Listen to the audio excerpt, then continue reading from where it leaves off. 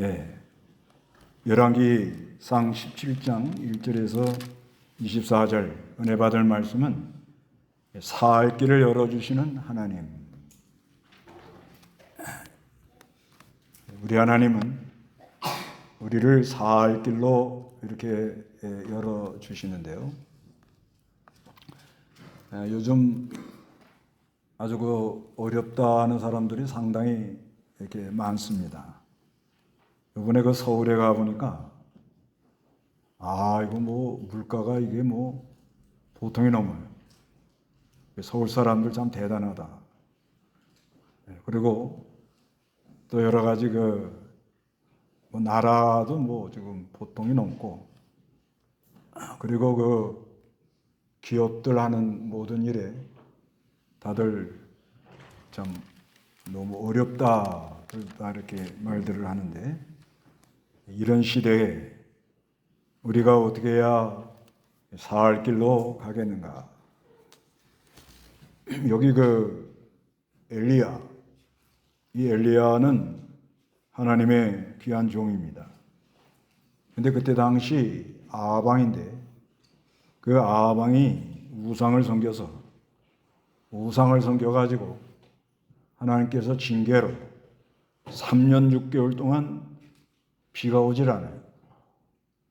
비가 안 오니까 농사 지을 수도 없고, 물도 없고, 먹을 양식도 없고, 그래서 사람들이 너무 힘들어하는 그런 때에 하나님께서 엘리야도 살 길로 인도해 주시고, 사레밧 과부 그 집안의 아이도 살 길로 인도해 주시고, 그 다음에 그 집에 아이가 죽었는데 그 아이도 하나님이 살려서, 참으로 엘리야가 하나님의 사람이고, 그 엘리야의 입에서 나오는 말씀이 아주 진실하다는 것을 깨달아가지고 살 길로 갔다는 그런 말씀입니다.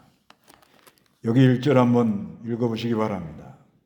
길르앗의 사람 중 디셉 사람 엘리야가 아합에게 말하기를, 내가 섬기는 여호와 이스라엘의 하나님의 살아계심을 두고 맹세합니다. 내 입에서 말이 없는 한 앞으로 몇 년 동안 이슬이나 비가 전혀 내리지 않을 것입니다 라고 하였다. 예, 하나님 말씀. 하나님께서 엘리야를 통해서 아합에게 경고를 하는 거예요. 지금 당신이 나라를 이렇게 우상 섬기도록 이렇게 나가면, 타락하면 하나님께서 징계로 앞으로 이슬이나 비가 전혀 내리지 않을 거라는 거예요. 그러면 나라가 얼마나 힘들어지겠습니까? 2절 읽어보세요. 여호와의 말씀이 엘리야에게 임하여 말씀하시기를, 너는 이곳에서 나가 동쪽으로 가서 요단 동편에 있는 그리 시내가에 숨고 그 시내에서 물을 마셔라. 내가 까마귀들에게 명령하였으니 그것들이 거기서 내게 먹을 것을 공급할 것이다 라고 하셨다. 그가 여호와의 말씀대로 가서 요단 동쪽에 있는 그리 시내가에 머물렀더니 까마귀들이 아침에 그에게 빵과 고기를 가져다 주고 저녁에도 빵과 고기를 가져다 주었으며, 그는 그 시내에서 물을 마셨으나 그 땅에 비가 내리지 않아 얼마 후 시내가 말라버렸다. 예, 여기 여호와의 말씀이 엘리야에게 임했다 이렇게 말합니다. 하나님 말씀이 임했다. 그 하나님 말씀이 뭐냐? 요단강 동편에 있는 그리 시내가, 요단강 동편 그리 시내가는 요단강에 보면 이 동쪽에 시내가, 글로 가라는 거예요. 글로 가면 그 시내에서 물을 마셔라. 내가 까마귀를 명해가지고 그것들이 거기서 내게 먹을 것을 공급할 거라는 거예요. 그랬더니 엘리야가 즉시 순종해서 갔습니다. 순종해서 가니까 요단 동쪽으로 있는 그리 시내가에 머물렀는데, 까마귀가 아침에 그에게 빵과 고기를 가져다 주고 저녁에도 빵과 고기를 가져다 주며 그는 그 시내에서 물을 마셨으나 그 땅에 비가 내리지 않아 얼마 후에 시내가 말랐다. 하나님 말씀 즉시 순종하고 가니까, 하나님 말씀을 즉시 순종해서 가니까 하나님이 까마귀를 통해서 하나님이 먹을 거를 이렇게 주더라는 거예요. 이건 어느 시대나 이런 일이 있습니다. 지금도 이런 일이 있어요. 지금도 하나님 말씀하면 오늘날은 표준 계시 성경 중심으로 가야 됩니다. 지금도 앉아가지고 뭐 하나님이 이리 가라 저리 가라 서울로 가라 뭐 중국으로 가라 이렇게 정함이 없이 그렇게 하는 분이 아니에요. 오늘날은 표준 계시 성경이 66권으로 하나님의 계시가 종결됐기 때문에 성경을 보고 내가 있는 자리에서 또 내가 우리 가정에서 그리고 내가 섬기는 교회 안에서 하나님의 명령이 뭔가 이걸 잘 찾아가지고 순종해 나가는 거예요. 그러면 하나님이 까마귀를 시켜가지고 그래서 유럽에서는 까마귀를 아주 좋은 새로 본대요. 먹을 걸 갖다 줍니다. 특히 그 교회 시골 교회 개척에 나가 보면 이런 역사를 많이 체험합니다. 시골에 이렇게 진짜 뭐 교인도 없고 아주 어려운 상황인데 밥 3끼를 먹으면 쌀이 없어요. 그러면 2끼만 먹는 거예요. 2끼. 2끼가 먹으면 쌀 떨어질만 하면 누가 뭘 갖다 주는 거예요. 그거 참 신기하다. 그래서 하나님을 순종해서 나가면 말씀을 받아야 돼요. 말씀. 하나님 말씀이 뭐냐? 그게 제일 중요합니다. 오늘날로 말하면은 요즘 어렵다는 사람 많죠? 네, 그러면 무슨 말씀부터 지켜야 되는 거 하면 주의를 거룩히 지켜라는 그 말씀부터 지켜야 돼요.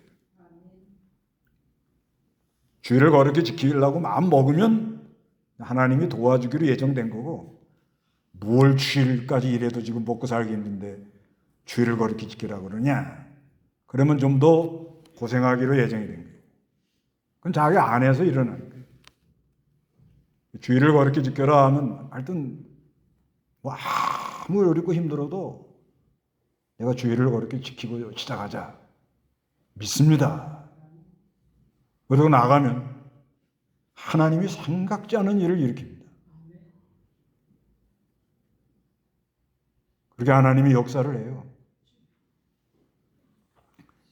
그래서 하여튼간 하나님이 인도하는 대로 가면 하나님이 까마귀를 통해서 먹을 걸 주는 걸 성경에 기록해 놨으니까 우리도 이걸 믿고 하나님 인도하는 대로 나도 간다. 이렇게 믿음을 지키면 먹을 걸 줍니다. 이 까마귀도 얼마나 먹고 싶었겠어요. 이 까마귀 생각하니까 참 아주 참 하나님이 주장한다 이 말이에요. 그런데 거기가 또 시냇물이 말랐습니다.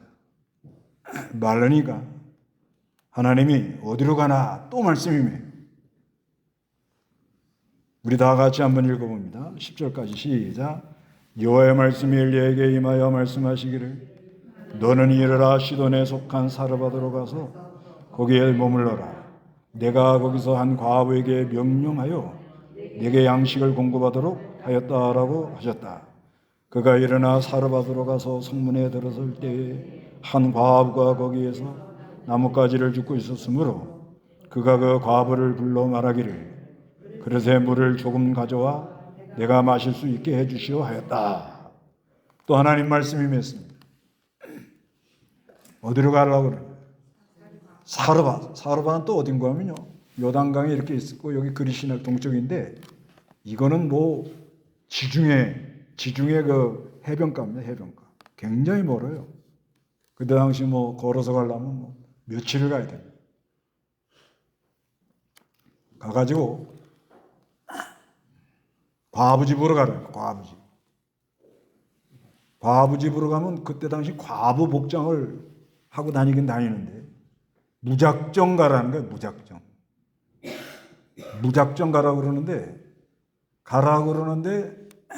하나님이 그 과부에게 명령을 내렸다 이렇게 말하는 거예요. 명령. 그러니까 이 모든 이 하나님이 하는 일을 보면 하나님의 말씀을 순종해서 가면 명령받은 사람들이 있어요. 예. 이걸 믿고 살아야 됩니다. 이걸 믿고 살아야 살 길로 갈 수가 있는 거예요. 하여간 우리가 하나님 섬기는 사람들이 어려움이 빠지고 어떤 문제가 일어날 때 하나님께서 인도하는 게 있어요. 또 말씀을 줍니다. 하나님 말씀을 깨달아져요. 그럴 때 순종해서 가보면 하나님이 벌써 일을 다 해놨다 이 말이에요. 이 과부가 무슨 명령 받았을 것 같아요? 뭔가 감동받은 게 있나 봐, 이 여자가. 아마 시편 149편 1절. 시편 149편 1절. 1절 할렐루야 여호와 149편 9절. 아니, 봐라. 이거, 146편. 잘못 적어갖고. 146편 9절. 읽어보세요. 2절 내 평생의 여호와를 찬양하며 146편 9절에 여호와는 나그네를 보호하시고 고아와 과부를 돌보시나 악인의 길은 뭐요? 굳게 하신다. 이게 지금 이 시편은 이 사르밧 과부 전에 기록한 성경이라고 봐야 돼요. 그리고 또 신명기 24장 19절 같은 데 보면 그 나그네를 잘 도와줘라. 그러면 하나님이 복되게 한다. 농사 짓다가 이삭이 떨어지면 죽지 말고 어떻게 하든지 이 나그네 이런 사람들을 잘 도와줘라. 그런 말씀이 있어요. 하나님께서 벌써 성경에다 다 기록을 해놓고 이 사르와 과부 입장에서는 여인이 혼자 된 여자가 이 엘리야를 이렇게 만나가지고 얘기하는 자체가 여러 가지 불편한 점이 많아요. 그래도 이 엘리야가 가다 보니까 거기도 또 뭐 어느 과부인지 알 수가 없잖아요. 여기서 저 엘리야가 돌아다니면서 여기 과부가 어디 있습니까? 이러고 돌아다니면 잡으러 와요. 여기 18장에 보면은 오바다가 그 아합이 명령을 해가지고 군대장관 오바다가 엘리야를 잡으려고 굉장히 쫓아다녔단 말이에요. 쫓아다녔는데 엘리야가 딱 나타나가지고 나 잡아가라. 가서 여기 있다고 잡아가라. 이러면 오바다가 굉장히 곤란해진다고 그렇게 말을 합니다. 그 엘리야를 잡으려고 여러 민족, 여러 왕국, 여러 곳으로 돌아다녔다는 거예요. 그래도 당신 못 잡았는데 지금 나타나냐고. 그러니까 그때 당시 그 엘리야는 수배령이 내린 사람이에요. 수배령. 그렇기 때문에 이게 상당히 어려운 얘기예요. 그래도 엘리야는 가라 하니까 그냥 간 거예요. 그래서 하나님의 일은 하나님의 말씀을 순종해서 가면 하나님이 사람들의 마음을 움직여 놨다는 거예요. 그래야 역사가 일어나는 거예요. 그게 살 길로 가는 거예요. 근데 이런 생각들은 안 하고 되게 자기가 뭘 다 계획을 해놓고 그게 맞으면 간다 이렇게 생각해요. 그래야 일이 안 되는 거예요. 안 되는 사람은 그래야 안 돼요. 안 되는 사람들은 이유가 많아요. 그래서 사람이 하나님의 감동을 받은 사람은 뭘 시키면은 방법을 찾아요. 해보자. 그러나 하나님의 감동이 없는 사람들은 뭘 시키면은 이유가 많아요. 그러니까 이유가 많다는 얘기는 뭐냐? 감동을 못 받았다 이 말이에요. 탐탁지가 않다 이게. 감동이 안 된다 이게. 그러니까 그런 건 억지로 시킬 필요가 없어요. 억지로 시키면 내버려 둬야 돼 그냥. 하나님이 그 사람을 감동할 때까지. 그래도 순종 잘하는 사람들은 억지로라도 하다 보면 또 감동이 와요. 그렇게 돼 있는. 그래서 오늘날 살 길을 가는 방법은 뭐냐? 가라 하면 가가지고 하나님이 감동해 놓은 사람들이 많이 있다고 믿고 가는 거예요. 지금 아무리 어렵고 힘들어도요, 하나님 무슨 마음을 움직여 놓은 사람이 있다니까요. 이걸 믿고 다니라고, 이걸 믿고 다니면 하나님이 인도해 줘요. 그래가지고 이 엘리야가 이 과부한테 가가지고 10절에 그가 일어나 사르바드로 가서 성문에 들어설 때에 한 과부가 거기서 나뭇가지를 줍고 있다는 거예요. 딱 가서 보니까 무슨 나뭇가지를 줍고 있어요. 그래서 그 과부를 불러가지고 그릇에 물을 조금 가져와 내게 마실 수 있게 해주시오. 지금 물이 없는 시대잖아요 지금요. 비가 안 와가지고 이 물은 물 달라 그러는 건 이건 너무 무례한 거예요. 그렇지만 지금 이 여자에게 하나님 뭘 해놨다고요? 명령을 해놨단 말이에요. 명령. 감동을 해놨단 말이에요. 그러니까 이 여자가 물을 가져가려는 이렇게 막 뭔가 이렇게 느낌이 다른 거예요. 그러니까 이게 진짜 이 여자인가 아닌가 한 번 더 확인해 보자. 그래서 11절에 그 여자가 가지러 갈 때 그가 그 여자를 불러가지고 말하기를 당신 손에 빵 한 조각도 가져다 주시오. 뭘 가져오라는 거예요? 빵을 갖다 달라는 거예요. 아니 우리 먹고 죽을 것도 없어요. 그런 말 나올 상황이죠? 그런데 이 여자가 지금 뭘 받았다고요? 명령을 받은 거예요. 명령을. 그러니까 여기 12절에 그 여자가 대답하기를 여호와 당신의 하나님의 살아계심을 두고 맹세하는데 제게는 만들어 놓은 빵이 없고 다만 통에 밀가루 한 줌과 병에 기름이 조금 있을 뿐입니다. 보십시오. 이제 나뭇가지를 두어 개 주어다가 저와 제 자식을 위해 음식을 만들어 먹고 우리가 뭐요? 죽으려고 합니다. 그러니까 이거 먹고는 이제 뭐요? 죽으려고 한다는 거예요. 죽으려고. 더 이상 먹을 것도 없고. 그러니까 하나님이 명령할 때 이 여자가 감동을 받은 건 너무 지금 상황이 어려우니까. 그래서 요즘 상황이 어려운 건 하나님이 무슨 감동을 주려고 그런 줄 알고 잘 참으시라고. 네, 지내보세요. 복받을 사람들에게 다 감동을 줘요. 명령을 한다고. 어렵다는 것은 하나님이 우리를 통해 무슨 할 일이 있어서 우리를 단련시키려고 그러는구나. 이게 우리가 이 고난이라는 게 어려움이라는 게 아무리 어려워도 하나님이 우리와 함께하면 다 이길 수 있어요. 하나님이 우리와 함께하면 크게 숨겨요. 죽음이 겁이 안 나는 거예요. 죽음이. 그러니까 이 여자도 무슨 감동을 받긴 받았는데 내 처지가 좀 딱하다 이거예요. 그러니까 13절에 엘리야가 그 여자에게 말하기를 두려워하지 말고 가서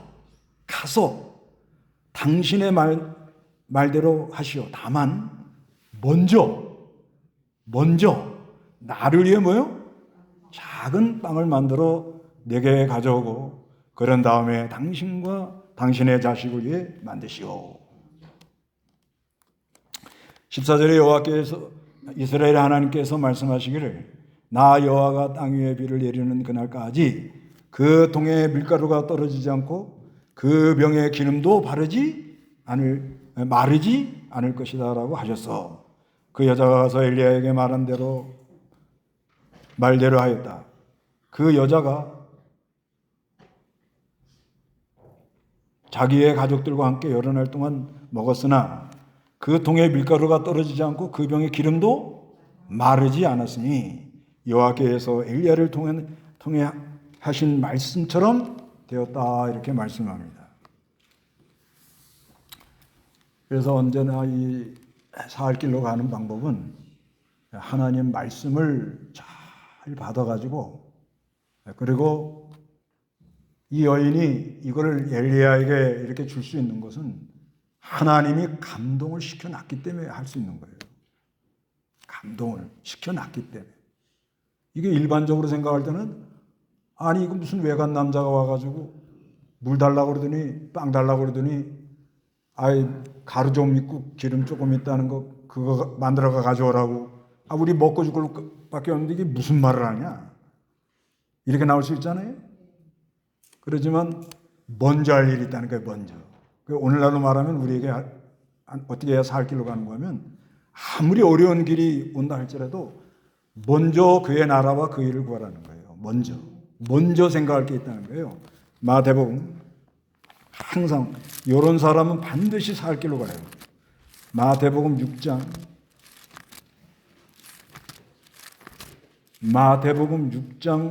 33절 여기 읽어보시기 바랍니다. 오직 너희는 먼저 하나님 나라와 그분의 의를 찾아라. 그러면 이 모든 것들을 너희에게 더하여 주실 것이다. 예, 마태복음 6장 33절에 오직 너희는 먼저, 어려움이 봉착되고 아주 난관이 들어가면은 먼저 할 게 있다는 거예요. 먼저 하는 게 뭐예요? 하나님의 나라와 그분의 의를 구하라 그러는 거예요.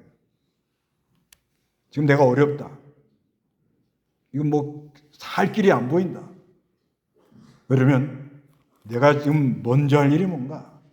먼저 할 일은 하나님 나라와 의를 구하는 거예요. 하나님 나라를 구하라는 건 하나님으로 즐거워하는 세계를 찾아서 어떻게 해야 내가 이거 바로 하겠는가? 그러면 하나님이 이 모든 것을 너에게 다 더해 주신다고 이렇게 말씀합니다. 그런데 글쎄 그 집에 아이가 죽었어요. 이게 설상가상이에요. 아이가 죽어가지고 여기 그 17절 읽어보시기 바랍니다. 이 일들이 있은 후에 그 집 여주인의 아들이 병들었는데 병이 매우 심해서 끝내 숨을 거두고 말았다. 그러자 그 여자가 엘리야에게 말하기를 하나님의 사람이시여 저와 당신이 무슨 상관이 있다고 당신이 제게 오셔서 저의 죄를 생각나게 하시고 제 아들을 죽게 하셨습니까? 하니 네, 아이가 죽었습니다. 그래서 이 사르밧과 아부가 은혜를 좀 받았는데 생각을 해보세요.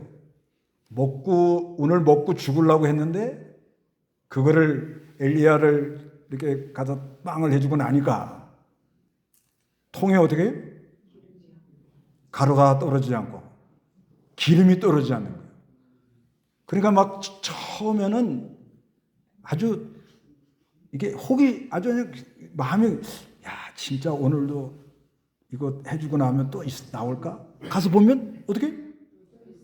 또 있어요. 그것도 해줘. 그래서 처음에는 아주 막 밀가루통, 가루통 들여다보는 게 막 설레. 그런데 이제 계속 나와. 그러니까 어떻게 되겠어요? 어저께 나왔으니까 오늘도 또 나오겠지 뭐. 이게 점점 그렇게 내려가는 거예요. 내려가다 보니까 처음에 하나님 준 은혜도 멀어지고 간절한 것도 멀어지고 남들은 지금 뭐 중리 상이 지금 난리인데 우리 집에는 뭐가 있어요? 네. 하여튼 계속 나오는 가루통이 있고 계속 나오는 기름병이 있다. 아마 느긋하게 나갔을지 몰라요. 그러다가 이 아이가 죽어버리는 거예요. 그러면서 이 여자가 뭐라고 그러죠?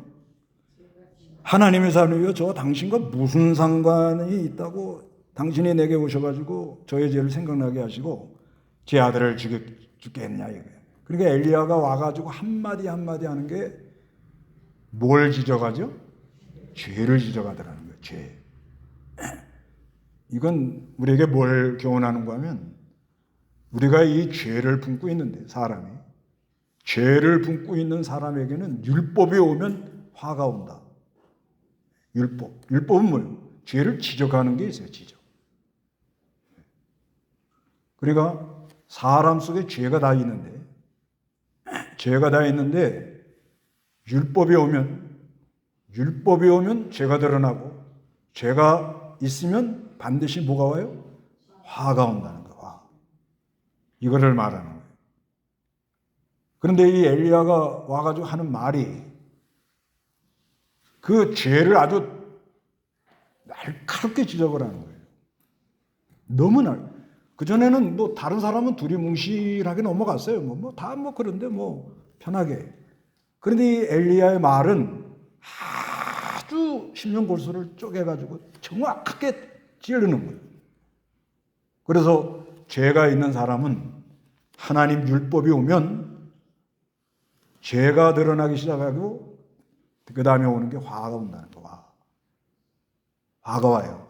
그런데 이걸 어떻게 하느냐? 19절에 그가 그 여자에게 말하기를 당신 아들을 내게 주시오 하고 엘리야가 그 여자의 품에서 그를 받아 자기가 머물고 있는 다락방으로 올라가 가지고 그를 자기 침대에 누였다.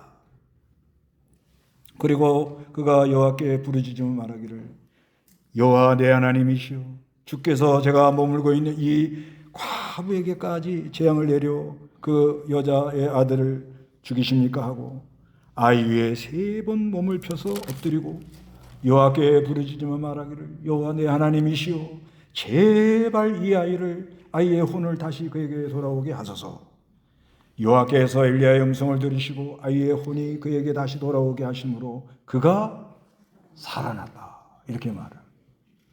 그러니까 이 엘리야 입장에서는 지금 이 집에 와서 신세 지는 것도 지금 너무 힘든데 이 아이까지 죽고 나니까 너무 어렵잖아요.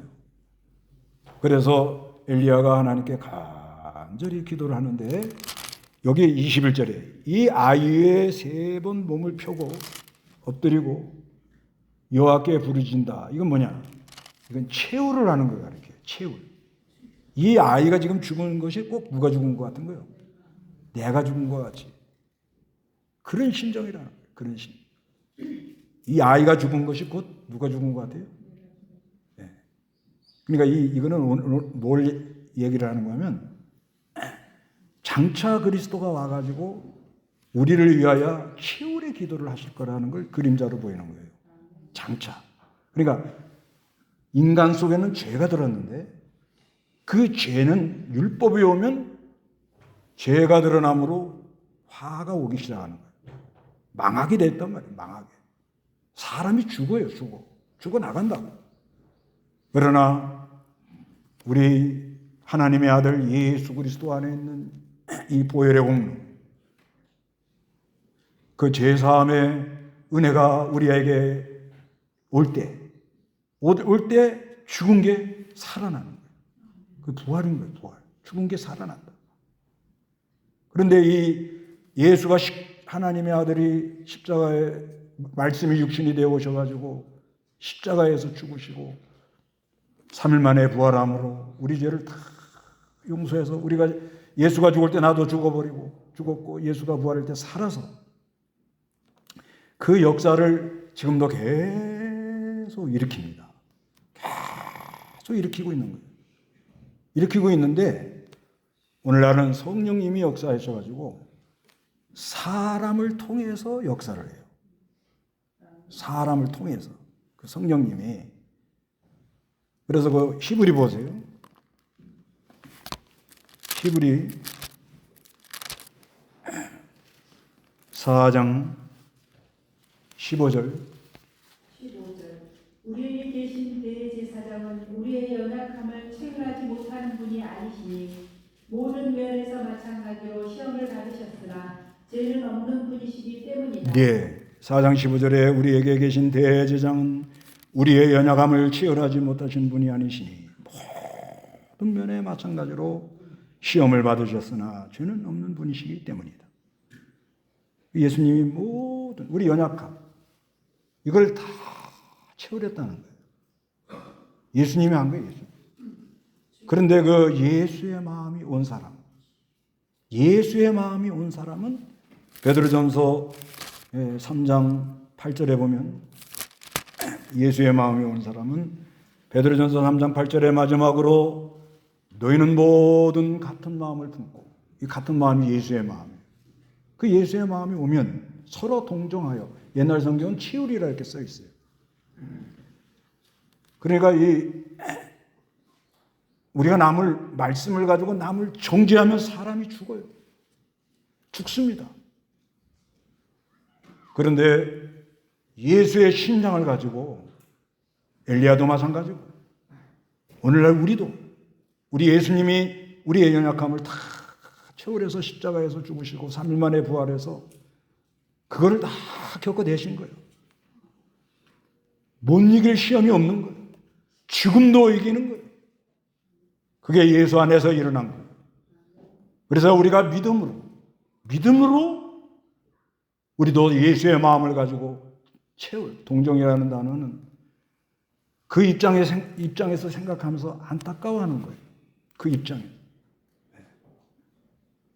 남을 판단하고 정죄하고 내가 다 알고 있는 양 남을 멘토한다 이런 마음이 아니고 이 사람의 어려움이 곧 나의 어려움과 같다. 입장을 한번 좀 바꿔놓고 생각도 해보고 그 사람의 입장에서 그 사람이 지금 이 처해 있는 어려움이 얼마나 힘들겠는가. 그게 이 채울입니다. 채울. 그래서 예수 그리스도의 이 보혈의 공로 우리 예수님이 모든 우리 연약함을 채우라는 걸 믿고 우리도 치유를 할 때 거기서 뭐요? 사람이 살아나요. 그래서 여기서 이 과부가 참 중요한 말을 하는데요.